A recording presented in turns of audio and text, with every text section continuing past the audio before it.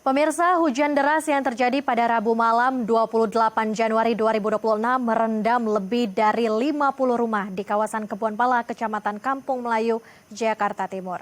Dan untuk mengetahui kondisi terkini, telah bersama kami reporter Halo Indonesia, Andrew Pakpahan dan juru kamera Yudi Rahman. Langsung dari lokasi, silakan Andrew dengan laporan Anda. Ya, Lintang dan pemirsa, betul sekali hujan dengan intensitas sedang hingga lebat sejak dini hari, yaitu Rabu 28 Januari 2026, menyebabkan lokasi di tempat saya melaporkan saat ini, yaitu di daerah Kebonpala, Kelurahan Kampung Melayu, Kecamatan Jatinegara, sekitar 50 lebih rumah terendam. Bisa dilihat di belakang saya, Lintang dan pemirsa, ini ada banyak sekali anggota dari Polda Metro Jaya setempat yang memberikan bantuan perahu kano untuk warga bermobilisasi karena banyak rumah warga yang terendam sehingga warga tidak dapat beraktivitas. Dan untuk membantu warga beraktivitas, tim dari Polda Metro Jaya di daerah sekitar Kebonpala melakukan bantuan, yaitu mengirim perahu kano untuk warga bisa bermobilisasi dari rumahnya ke titik yang tidak tergenang air.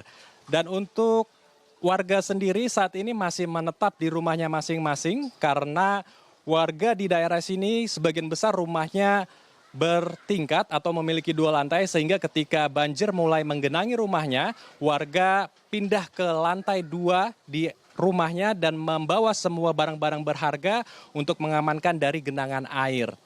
Dan untuk bantuan sendiri saat ini Polda Metro Jaya daerah setempat juga memberikan berbagai macam bantuan. Selain perahu kano untuk bermobilisasi, pihak Polda juga memberikan bantuan logistik agar warga yang mungkin tidak bisa bermobilisasi tetap bisa mencukupi kebutuhannya sehari-hari. Untuk listrik sendiri di sini masih dialiri oleh arus listrik, tetapi untuk di lantai dasar rumahnya tidak bisa dinyalakan karena akan menciptakan berbagai macam resiko. Namun untuk di lantai 2 rumahnya listrik masih bisa dialiri sehingga warga masih bisa beraktivitas seperti sedia kala.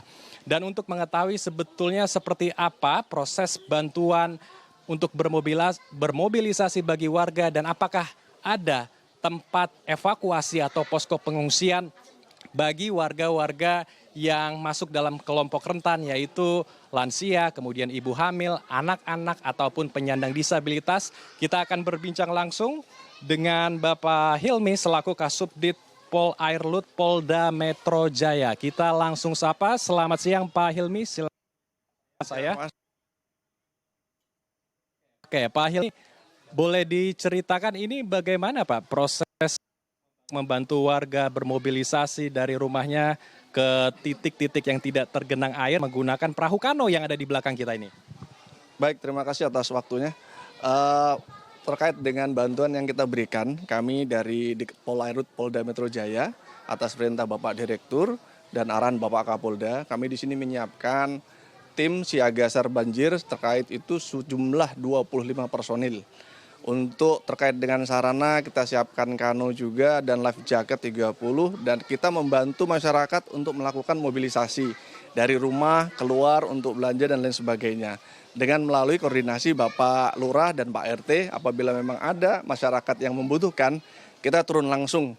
Dan kita memang berkolaborasi dengan BPBD juga, dengan Lurah setempat Kampung Melayu. Dan kemudian terkait juga ada logistik yang akan disalurkan oleh rekan-rekan dari Dinsos, berikut juga dengan PMI, ataupun ada sukarelawan yang memang ingin memberikan bantuan, kita bantu.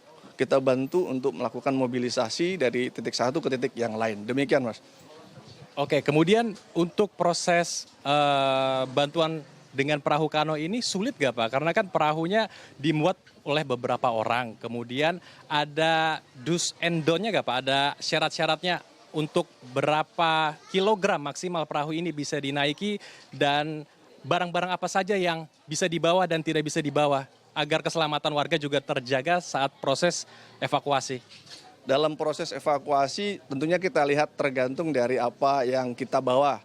Kita juga di sini ada kano, ada skip boat, dan ada juga rubber boat, perahu karet.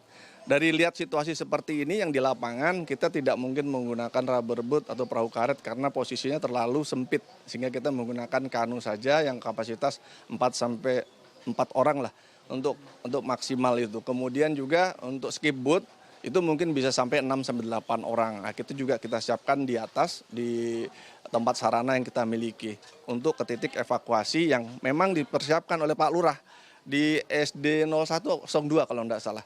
Demikian. Oke. Baik, kemudian untuk di sini sendiri sudah berapa lama Pak? Berapa hari berjaga? Karena hujan kan sangat tinggi sekali intensitasnya dan berhari-hari ya, sejak awal Januari 2026. Siap, kami di sini berdasarkan STR dari Bapak Kapolda tanggal 18 Januari 2026. Tapi untuk yang terakhir, yang terkait dengan potensi kerawanan hujan yang tinggi, kita mungkin sudah ada sekitar 4-5 hari di sini untuk kegiatan evakuasi membantu masyarakat di sekitar. Demikian. Oke, dan ini akan terus standby di sini, berjaga sampai cuaca ekstrim reda, karena menurut dari BMKG, ini perkiraan cuaca ekstrim akan terus berlangsung hingga pertengahan Februari 2026, Pak Hilmi. Siap, berdasarkan perintah Bapak Kapolda Metro Jaya, memang kita sudah melakukan itu, dan sampai dengan selesai nanti masa bencana siaga SAR ini kita selesaikan, tentu baru ada perintah terbaru dari Bapak pimpinan kita. Demikian. Baik, ke depan ini apa Pak yang akan dilakukan?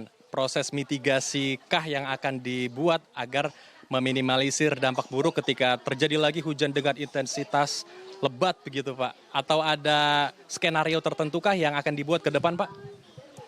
Oh, bagi kami terkait dengan SAR Pak ya, bencana SAR, kita hanya menyiapkan terkait dengan pasukan dan sarana yang ada. Mungkin terkait dengan infrastruktur yang ada, terkait infrastruktur yang sekitar warga yang terdampak, mungkin nanti dari pemerintah daerah, dari Pak Lurah atau Pak RT yang bisa memberikan masukan lebih detail terkait dengan bagaimana dan apa yang diharapkan ke depan nanti dari pemerintah daerah. Demikian Mas.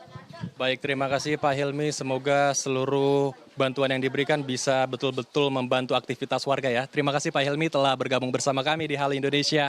Yaitu dia wawancara saya dengan Pak Hilmi, dan saya juga akan mendalami lagi sebetulnya sejak kapan banjir ini merendam wilayah di daerah Kebon Pala dan mulai dari ketinggian berapa banjir merendam di daerah Kebon Pala ini. Dan untuk mengetahuinya saya telah bersama Bapak Sanusi selaku Ketua RT 13 dari Kebon Pala. Pak Sanusi, izin kita berbincang sedikit mengenai banjir yang ada di daerah Bapak ini. Ini banjir mulai dari jam berapa dan ketinggiannya ini di ketinggian berapa Pak Sanusi? Ya, banjir dimulai kemarin ya, subuh pukul 4.30 hingga saat ini masih banjir.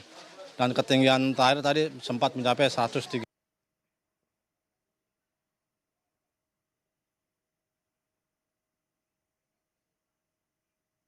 Banjir. Untuk saat ini kita butuh alat kebersihan ya. Untuk alat kebersihan setelah pasca banjir kita sangat butuh itu sih. Dan satu lagi makanan siap saji karena banyak anak-anak ini. Anak-anak sejauh ini sekolah berarti diliburkan PJJ atau seperti apa Pak? Tadi sempat masuk sekolah itu tapi disuruh pulang lagi. Ke depan apa nih Pak imbauan untuk warganya Pak? Jaga kesehatannya terutama untuk jaga kesehatannya sih, karena cuaca begini kan ya. Oke, karena cuaca masih tidak menentu dan tidak bersahabat sehingga warga diimbau untuk waspada dengan adanya cuaca ekstrim ke depan Pak ya.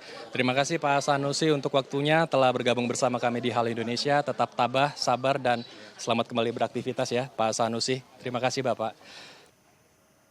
Perbincangan saya dengan Pak Sanusi, selaku Kepala RT 13 dari daerah Kebon Pala. Saya juga sudah mendapatkan informasi bahwa adanya kunjungan dari pemerintah Provinsi DKI Jakarta yang sudah meninjau wilayah ini untuk melakukan mitigasi bencana dan juga meminimalisir dampak berat dari banjir, yaitu menormalisasikan Kali Ciliwung sehingga diharapkan banjir ini tidak kerap, tidak melulu merendam rumah-rumah warga yang ada di daerah Kebon Pala. Demikian Lintang, kembali ke studio. Baik rekan-rekan, kita harapkan juga banjir akan segera surut dan juga masyarakat akan juga terlindungi dan kembali aktivitas seperti biasa. Ya, terima kasih Andrew Pakpahan dan juga juru kamera Yudi Rahman melaporkan langsung dari Kebon Pala, Jakarta Timur. Selamat kembali bertugas teman-teman.